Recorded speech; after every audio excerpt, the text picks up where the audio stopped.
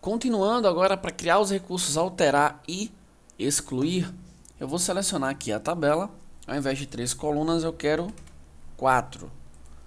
E aqui eu vou escrever o nome gerenciar. E essa daqui eu vou dividir em duas. Essa célula eu vou dividir em duas colunas. Aqui eu vou colocar alterar e aqui eu vou colocar excluir. Para ficar certinho, eu vou centralizar isso aqui.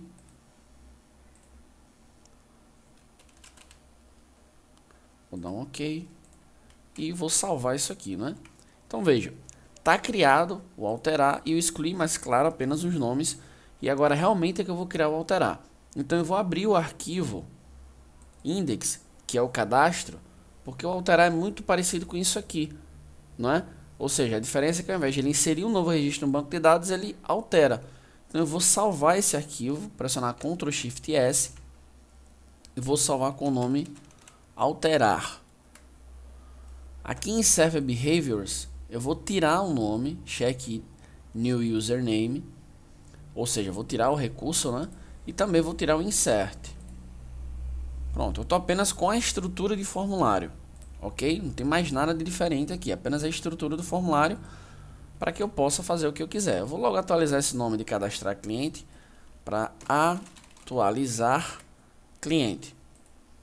E veja, primeiro, antes de eu mostrar como fazer, eu preciso que vocês entendam como é que funciona. Quando a gente faz lá com a barra developer, é tudo muito fácil, a gente não faz quase nada praticamente. Mas como a gente está fazendo manualmente, primeiro eu preciso que você entenda o que você está fazendo para depois fazer. Até porque senão você vai virar um mero repetidor de um tutorial. Então veja, se você vai alterar um cadastro, significa que você já puxou ele do banco de dados. E logicamente, para você puxar esse cadastro do banco de dados, você precisa de quê? De uma consulta. Por que é importante você saber disso? Porque toda vez que você for criar um recurso alterar, você vai lembrar, poxa, peraí, se eu estou alterando, esses dados estão vindo do banco de dados. Então, se ele está vindo do banco de dados, eu já sei que eu não vou nem continuar se eu não fizer logo uma consulta. Então, eu vou aqui em Bindings, vou clicar no sinal de mais e eu vou criar uma consulta. Vou voltar aqui para o modo Simple. Vou chamar essa consulta de alterar. A conexão com o banco de dados está ok. A tabela continua sendo clientes. E agora, a filtragem. Quando eu vou alterar, eu preciso alterar por um campo único. Em geral, a gente sempre usa a chave primária, então vou usar o ID. Porque eu não vou alterar pelo nome, vai que duas pessoas têm o mesmo nome. A gente sabe que isso no Brasil é perfeitamente possível, né? Tem muitas pessoas com o mesmo nome. Se eu for contar quantos Adrianos tem no Brasil, enfim. E aqui tem que ser igual. Não pode ser um ID aproximado. Porque senão, sem querer, querendo, você acaba alterando de outra pessoa. Ou pior, dando permissão para alterar de outra pessoa. E aqui vem um detalhe. A gente já usou muito o form variable. Ou seja, vem de um formulário. Só que nesse caso não vem. O alterar vai vir daqui, ó, desse arquivo aqui em cima, listar. Quando eu clicar no link, ele vai passar para esse arquivo. Então vem de uma URL. Por isso que tem que ficar isso aqui, ó, parâmetro de URL. E o parâmetro é o campo cliente ID. Ok? Então a consulta está criada. Agora o que é que eu vou fazer? Eu vou clicar aqui. Vou criar um campo oculto, porque eu vou precisar do ID. Vou clicar aqui e vou criar um campo oculto. Vamos aqui em Forms. Como é que vai se chamar esse campo? Cliente ID. Aí você pode perguntar, Adriano, por que você não cria um campo igual a esse? Porque não precisa aparecer. Mas como o parâmetro de URL vai passar justamente pelo ID, então ele precisa estar aqui, mas não precisa aparecer.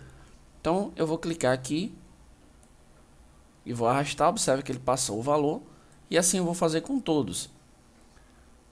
Depois que você estiver vendo isso, você pode falar, poxa, é bem melhor fazer com a barra developer. Mas se você observar bem, quando a gente faz com a barra developer, tudo é determinado por ela, inclusive o visual, a ordem, se é na vertical, se é na horizontal, tudo isso é determinado por ela e não por você.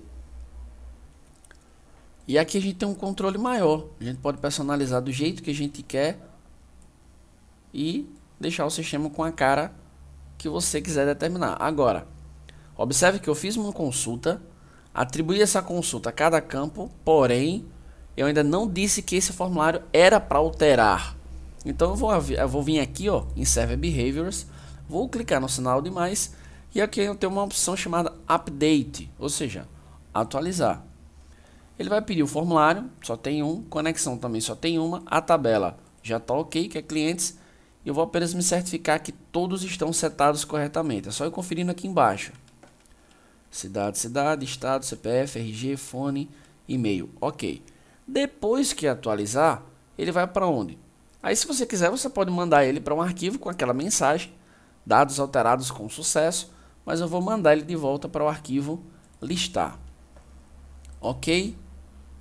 Vou salvar e o arquivo alterar está pronto. Eu não estou falando que o link alterar está pronto, o arquivo alterar está pronto. Então agora eu vou criar o link para que ele funcione. Então seleciono o nome alterar.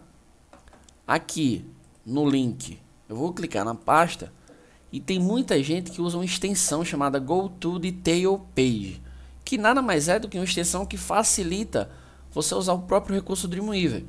Então aqui veja só, qual é o arquivo que vai alterar? Nesse arquivo aqui, alterar.